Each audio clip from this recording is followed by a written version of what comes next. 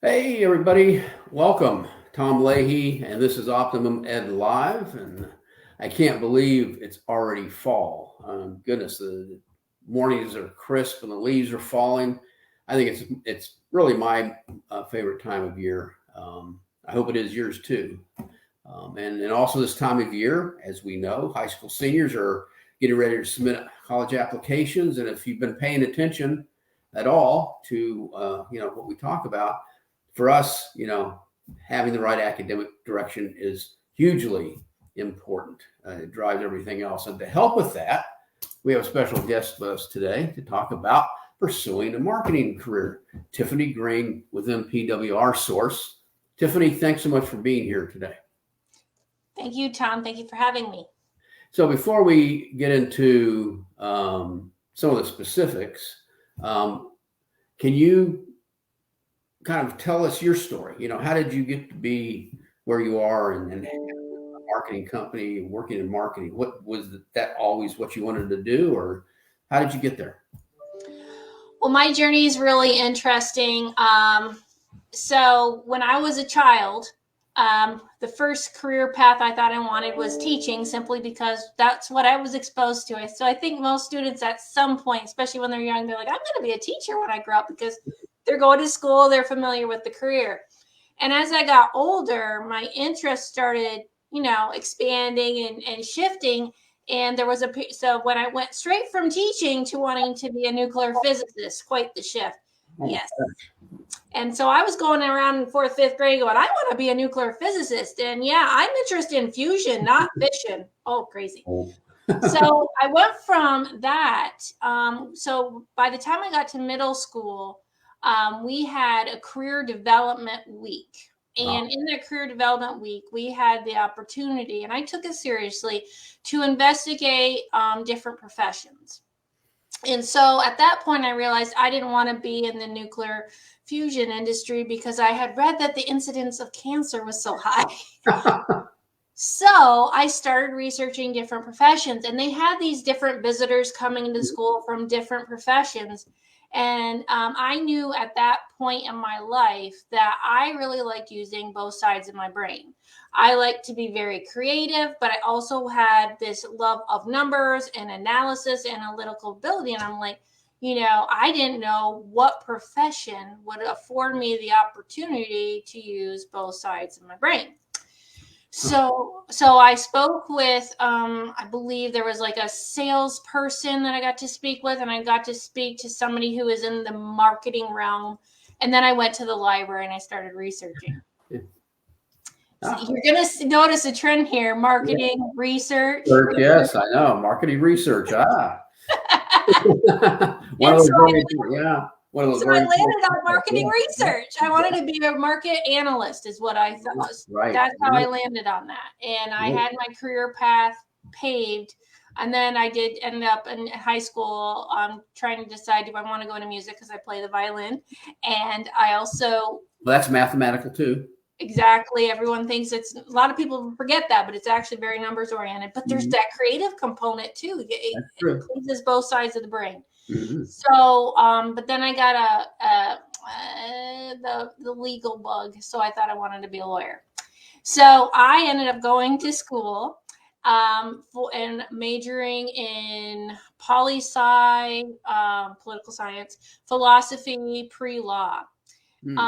Ended up going to law school for a time, and I said, what am I doing here? I don't want to be a lawyer. And I actually came out of a bar review, which they have you do immediately when you're in law school, at least in New York. At that time, came out of bar review, and I was quiet. And if you know me, that's not normal. So my friend turns to me and says, what's going on? I said, I miss numbers. He's like, what are you doing in law school? I don't know. Because it's just a lot of reading, and I love reading, but I also love my numbers. So I left law school and I revisited marketing again. And at that point I was thinking, what marketing is a big overarching thing, right? It's like saying I want to be a doctor, but there's general practitioners, there's neuroscience, there's all kinds of doctors. So I didn't know immediately what kind of marketing I wanted to do. I just knew I wanted to be in that vein. So when I left law school, I had got a position as a public relations assistant for a hospital. And as a public relations assistant for a hospital, obviously public relations, dealing with the community involvement, but also it is marketing for the hospital, making sure that, hospitals compete with one another. So what are the tactics we're going to use to make sure people choose this hospital over another hospital? And I was really enjoying it. So I said, you know what I need to do? While I took a lot of communication courses in undergrad, I said, I'm going to go get my MBA. So I went and I got my MBA, and that degree helped me understand a business holistically. But quite honestly, for me, it was the ability to have the education and the experience. Mm-hmm. So while I was getting my degree, I ended up shifting, and I ended up working while I was getting my MBA, which was, they made an exception for me. You weren't supposed to be working while you got your MBA degree. Oh. But I had to feed myself. So that's important. That is important. So I'm thankful I did, because by being in that program and working at the same time, I was able to apply what I was learning in the program in the real world. And then students in the academia would be like, well, how does that apply in real life? And my hand would go up. I'm like, let me tell you. Yeah, right. Yeah, exactly.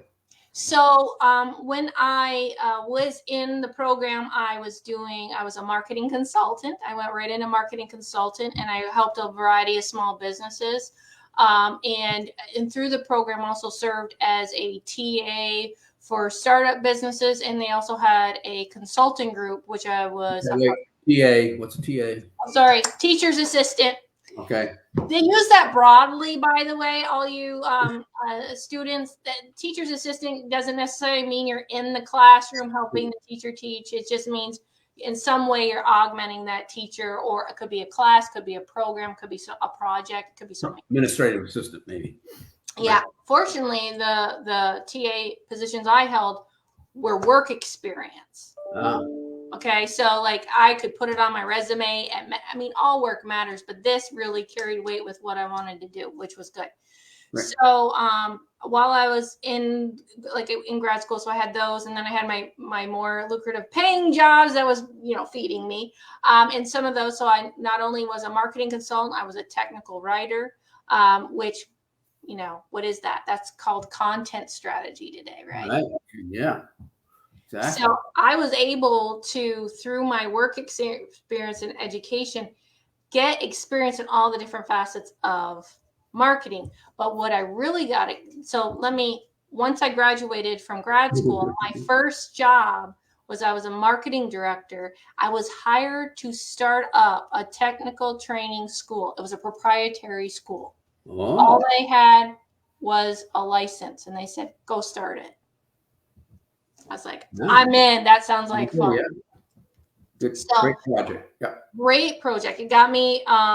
So what I learned, which I academically knew, but what I got to apply was brand strategy. So those who are interested in marketing, the marketing field, the foundation, the concepts are the same, but the field is changing. So back, 10 years, 20 years ago, most organizations would have what you call a chief marketing officer. They still exist, but if you watch corporations, they're shifting away from that role. You don't see chief marketing officers too much. They're starting to go into chief growth officer, chief revenue officer, chief brand officer, because they realize that, transparency is important, and marketing is just a tactic, whereas the brand strategy is, what is your purpose? What is your why? What are we aiming to do? And everything internally in the organization, all the operations has to align with that. And then everything you do externally outside of the organization has to So now you're responsible for both. Okay. So when I graduated from grad school, I'm like, I love that. So my first role, I learned immediately. That's what I love to do. And so all my subsequent roles, I've had a lot of different positions in my career. And as most students will find out, take advantage of that. You know, I'm not trying to advocate for job hopping per se, but it is important to try to acquire as many skills as possible. And if you can do it with one employer, that's absolutely fantastic. But if you do have to kind of, you know, shift around a bit in your career, absolutely. So marketing director, communications manager. So I worked for General Motors. I've worked in the nonprofit sector. I've worked for small business. And with all these skills, now I have the perfect tool belt to actually do the brand strategy for businesses. So there's the brand. That's where you plan out the overarching strategy for the entire organization. And you're touching every single department in order to build that strategy out. Then you have marketing. Marketing are the tactical people. They're the folks that are instituting, like there's content strategy. So you're reading blog posts, you're watching videos, you're doing that. That's called content strategy. Using research. Using research, yes. Yeah. Right. So a brand strategist is the one, generally speaking, and the marketers, they're using that research for different reasons, right? And now some of that research, depending on the size of the organization, can be conducted internally. But some of the bigger organizations are more than likely going to hire that out because third-party research is unbiased research. Right. But for your smaller organizations, that can be conducted internally. So most of my clients, I'm doing that for them. Right. Okay. So you got market research, you got content strategy, and there's a really important field called MarTech, which is marketing technology. So everything is based on research, and the most important word you'll hear over and over and over again is data, right? Yeah. So MarTech is responsible for all the technology that compiles all this data. Wow. So all the brand strategists, the C-suite, which is your chief executives, your marketing directors, they get to see all that data on a wonderful dashboard, and now they can make appropriate decisions, right? So do we need to pivot? Do we keep going on this? So MarTech is really, really good field.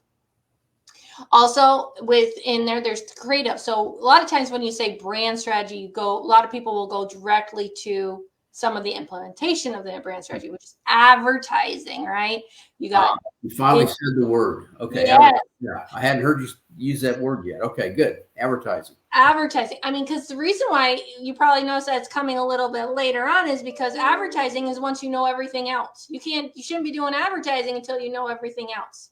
Right. Or you're just throwing money out the window, hoping it works. That's what it is. Right, exactly. Yeah. So there's advertising, there's logo creation, there's that's, the creative pieces. But in order for all that to work, you have to have a really strong brand strategy, and then comes brand strategy, then comes market plan. Gotcha. Wow. Okay. That's so pretty intense. It is. So if you are like a creative type, if you're like, don't get me in front of, I don't want to be anything to do with numbers. Right. That's where, maybe advertising would make more sense. Advertising, and then specifically maybe coming up with the vision board, the concept. Designing logos or designing website skin, whatever. Right. Exactly.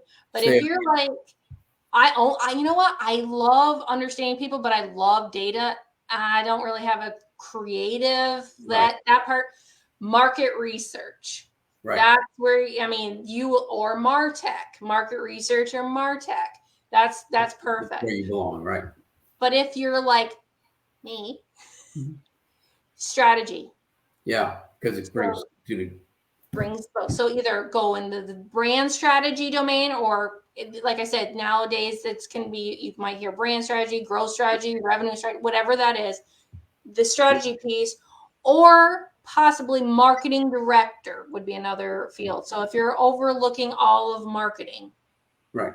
So when we're talking to a young person who's thinking about getting ready to go to college, and we're saying, okay, let's figure out, potential directions so we can use that to determine what to pursue in college. So we're on a path and we're not bouncing around and changing majors and things, how does one determine what's best? Now, we've already talked about being creative. Maybe that's more of an advertising direction. If you're, analytical, but yet you still have, some of that creativity going too, that marketing might be appropriate. Mm-hmm. So we've talked about that. So, sales is something separate. Sales is supported by all this, right? Sales is, yes. So in today's world, how marketing and sales they're all in one group. So before, back in the day, marketing would be over here, sales would be over here, and neither the two shall meet, and they hate each other. Right. Not anymore. Marketing is responsible for generating the leads, and sales is responsible for closing the business. Yeah, right. Then you got public relations, which is associated, but a different animal as well, right? So public relations about the company's image in the community. Can I put it that way?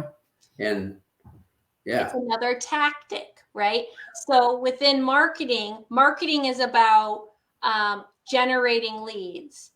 Public relations is about generating brand awareness in the community. Right. And social responsibility on some level. Right. So it's just another tool or strategy to bring out the brand out in the community. So PR is a subset as well. And I'm assuming I was predicting, Tom, that you were going to ask me what kind of education or majors they should focus on. Yeah, that would be great. Okay. So can you major in marketing? Yes. Can you major in MarTech? Yes. Can you all of these can be majors. If you're a person that absolutely knows that that's what you want to do, fantastic. Go ahead and major in it. Most people don't. Right? So you notice that my degree, I did not have a marketing degree in undergrad. Right. So for brand strategy for marketing, you know what the most important thing is? You got to be able to understand numbers. Right. And 2, you got to understand people. So you know what you'll find in the marketing. Not only understand numbers, but like numbers. And like numbers. Just because you're good at math doesn't mean you should be an accountant, right? It just means you're good at math. So you got to like it as well as be good at it. It's being able to see the numbers, specifically statistics. You got to love statistics. If you hate statistics, probably not a good fit. So if you love statistics, but not just love them, but understanding the story behind the numbers and putting that story together, it's like an investigation. If you enjoy that, that's important. So any kind of major that really speaks to you, that allows you to do that. So I know people in the marketing world who were psychology majors. I was going to say psychology. I always encourage our students to at least get some sort of psychology classes, because no matter what you do, understanding how people think and behave can be so helpful. And I even encourage them to take at least one statistics class, Absolutely. And if you like it or not, it's useful, right? Absolutely. So I'm going to say something that, if like you want to do what like I'm doing, the undergrad, having that diverse undergrad experience, in my opinion, has been highly beneficial. And I'm going to tell you something that might counter what your parents are telling you. Okay. My philosophy major got me jobs. Don't let people tell you philosophy is a waste of money. And you know why that is? Why? Because philosophy teaches you how to think and to make a logical argument. Science is actually based on philosophy. One of the courses that I had to take as a philosophy major was set theory and logic. And that course is the course, if you've taken proofs in geometry or in school. So set theory and logic proves all the mathematical formulas. You have to learn that as a philosophy major. Right. But you have to be able to, there's an application piece there, though, that has to take place. Mm-hmm. I mean, just because, just to get a degree in philosophy and not understanding how to apply it in the real world, Exactly. So that's the key part. So that's the thing I think, and this is going to be true in my opinion for any major. So I think what makes education valuable is not the education itself, it's the application. So if you can get internships, work experience, anything as you're getting your degree, you're adding value to that degree. There you go. And that's what a lot of students don't do. They don't look at those opportunities until they graduate with a piece of paper they wave around the air and say, look at me, and no experience, and so it takes them forever to really, land a job where they're going to start to be able to develop some sort of career progression. So thank you. Yeah. I mean, you answered all my questions. Wow. But so that's great. Yeah. Wonderful. So there's one thing I want to ask though. So what have you seen if someone's looking at going into this type of, what's the downside if there is one? Is there a downside to it? Well, I think the downside. So within this brand marketing, it's a growing profession. It's not shrinking. So there's all kinds of opportunity. It's evolving. It's changing like most. That's the upside. Yeah. Yeah. So that's a plus. I would say the downside isn't unique to the profession. This is a downside that would be for all. You can't be complacent. It's continuing education. You have to commit to lifelong learning. Right. If you come out of school with a degree, let's say you do come out of school with a degree in marketing or branding or any of these related fields, and you think I got it, and you won't go far. It's continuing education is what's going to keep you on your career path. And I would say the other thing I would tell anybody who wants to be in this field, do a sales job. Yeah. Do it, because you know what? You are going to have to work with salespeople, and if you want their respect, if you want them to take your advice, you better been in their shoes. No matter what we're doing, I mean, there's some piece of it that's sales, right? You're selling an idea. You're selling yourself. I mean, we've been in sales since we were born, right? Crying for the bottle or that toy that's on the shelf that we try to talk mom and dad into, right? The best salesperson gets the best toy, That's right. And you carry that forward. So that's great. So hey, Tiffany, if there's a company owner out there perhaps listening, or they'll see this conversation that we've had, and they're interested in talking to you about getting your help with their business, how do they get in touch with you? Best way to reach out to me, there's a couple ways. So first, check out the Empower Source website. It's MPWRSOURCE, abbreviated Empower if you didn't catch it, MPWR, empowersource.com. You can reach me via email, tjgreen, GREENE, E at the end of the green, it's not the color, at empowersource.com. And you can also reach me by phone at 804-601-1607. And if you didn't catch all that, you can, contact me through the Optimum Ed's website or call me at 804-417-4807, and I'll put you in contact with Tiffany. Love to do that. Anyway, so great. Thanks very much, Tiffany. This was wonderful, very insightful, probably one of the best conversations I've had, and I appreciate it very much. And everybody, I wish you a great afternoon and a wonderful weekend. Take care. Happy autumn. Thank you, Tom.